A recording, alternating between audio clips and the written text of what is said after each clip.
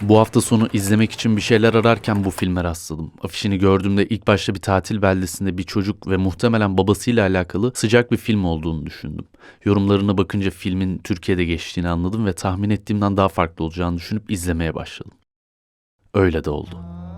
Eğer After Sun filmini izlemediyseniz bu videodan sonra bir gece açıp tek başınıza bir anı defteri kurcalar gibi izlersiniz. Çünkü After Sun baba kız tatilini anlatıyor gibi görünse de aslında eksik kalmış bir duygunun izini sürüyor. Yani çocukken hissedip büyüyünce anlayabildiğimiz Why şeyler. don't you go over and introduce yourself? Dad, no, they're like kids. Why don't you go over and introduce yourself? Sophie, they're like old. Film 11 yaşındaki Sophie ile babası Callum'un çıktığı bir yaz tatilinin görüntüleriyle açılıyor. Ama bu tatil hatıralar gibi. Net sahnelerle flu duygular arasında gidip geliyor. Bazıları belirgin, bazıları ise sadece bir his. Ve bu film o hissin peşinde. Çünkü bazı filmler eğlendirmek için değil, sustuğumuz yerlere konuşmak için yapılır. Eğer kanalımıza abone olduysanız videoya başlayabiliriz. Filmin kısa bir özetiyle başlayalım. 11 yaşındaki Sophie'nin babası Callum ile Türkiye'de geçirdiği bir yaz tatilini ve bu tatilin yıllar sonra zihninde nasıl şekillendiğini anlatıyor. Sophie boşanmış ebeveynlerinin bir çocuğu olarak babasıyla birlikte Türkiye'de bir tatil beldesine gelir. Filmin beni en içinde tutan detaylarından biri buydu. Ara ara Türkçe şarkılar, Türkçe konuşmalar, hatta birkaç planda Atatürk'ün resmini bile görüyoruz. Sophie'nin babası Callum ise 30 yaşında sevgi dolu ancak içsel olarak huzursuz bir babadır. Tatil boyunca baba kız birlikte zaman geçirir ancak Callum'un içsel sıkıntıları ve depresyonu Sophie'nin gözünden kaçmaz. Sophie babasının davranışlarındaki değişiklikleri ve duygusal dalgalanmaları fark eder. Ancak çocuk yaşta bu durumları tam olarak anlayamaz. Filmde de aslında Sophie'nin büyümüş halini bu videoları izlerken görürüz. Film Callum'un intihar ettiğini ima ediyor ve Sophie de küçükken neyi anlamadığını çözmeye çalışıyor aslında. Callum dışarıdan bakıldığında sevgi dolu bir baba. Sophie ile ilgileniyor, oyunlar oynuyor. Ama gözlerinde sessizce taşınan bir yorgunluk var. İçinde bastıramadığı bir hüzün, bir dağınıklık, belki de kızına yük olmama çabası var. Psikolojide baba figürü özellikle kız çocukları için bir temel inşa eder.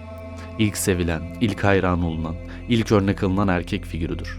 Ve bu ilişki sonradan kurulabilecek tüm bağların çerçevesini çizer. After Sun tam da bu temelin ne kadar kırılgan olabileceğini gösteriyor. Sophie'nin çocukluk anılarına değil, o anılara yıllar sonra baktığındaki haline tanıklık ediyoruz. Bu da filmi nostaljik değil, hesaplaşmacı kılıyor. Filmde kamera kayıtlarıyla gördüğümüz yerler gerçekten de yaşanmış. Ama Sophie'nin anılarını izlediğimiz yerler tam olarak net değil. Yani Callum yalnız kaldığında gerçekten ne yaşıyor bilmiyoruz. Sophie aslında tüm yaşananlardan sonra bunu kendi zihninde tamamlıyor. Bir anlam bulmaya çalışıyor. Filmde dikkat ettiğim bir diğer şey ise sık sık su metaforuna rastlıyoruz. Sophie için su bir oyun alanı, keşif, neşe ve yakınlık demek. Onu her suyun içinde gördüğümüzde su daha canlı, daha berrak gözüküyor. Callum içinse daha boğucu bir şey haline geliyor. Daha karanlık, daha koyu görüyoruz. Sonda denize girdiği sahnede ise kapkaranlık suyun onu yuttuğunu gösteriyor film bize. Aynı yerlerde yüzüyorlar ama aslında birbirlerinden çok uzaktalar. I love you. Love you. Ama bir şey eksik. Sözler doğru ama his tam değil. Çünkü çocuklar bazen söylenmeyenleri de hisseder. Ama ne anlama geldiğini bilemezler. Zaman geçince, büyüyünce anlarsın ama artık değiştirmek çok zordur. Peki böyle bir baba kız ilişkisi kız çocuğunda neler bırakır? Psikolojik gelişime göre baba figürü, özgüveni ve benlik algısının temel taşlarından biridir. Babalarıyla kaliteli ilişki kuramayan kız çocuklarında özgüven problemleri, kaygı ve değersizlik duygusu gelişebilir. Çünkü baba çocuk için dış dünyanın bir temsilidir. Eğer bu temsil güvensizse çocuk da kendi iç dünyasını sağlam inşa edemez. Ve bu noktada çocuğun aklına şu soru gelir: ben sevilebilir biri miyim? Eğer çocuk bu soruya bilinçsizce hayır cevabı verirse bu duygu kalıcı bir özdeğersizlik hissine dönüşebilir. Psikolojide buna bağlanma kuramı deniyor.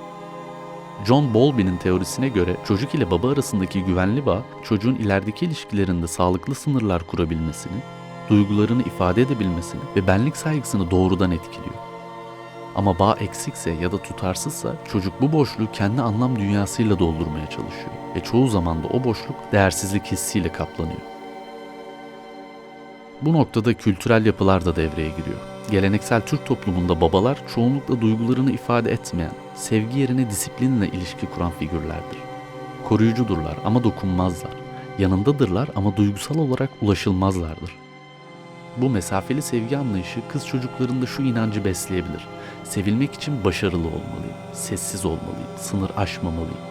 Sevgi koşula bağlandığında çocuk özgünlüğünü kaybeder. O andan itibaren sevilmek için değil, layık olmak için yaşar. Bu da yetişkinlikte, özellikle romantik ilişkilerde kendini sürekli ispat etmeye çalışan ya da duygusal yakınlıktan kaçan bireyler yaratır. Sevgiyi kazanmak için çırpınan, onay arayan ya da bir daha incinmemek için herkesi uzağında tutan bireyler. Bu dinamik daddy issues olarak da adlandırılır. Çocuklar büyüdüğünde ya aşırı onay arayan bireyler olur ya da duygusal bağ kurmaktan korkan içe kapanık yetişkinler.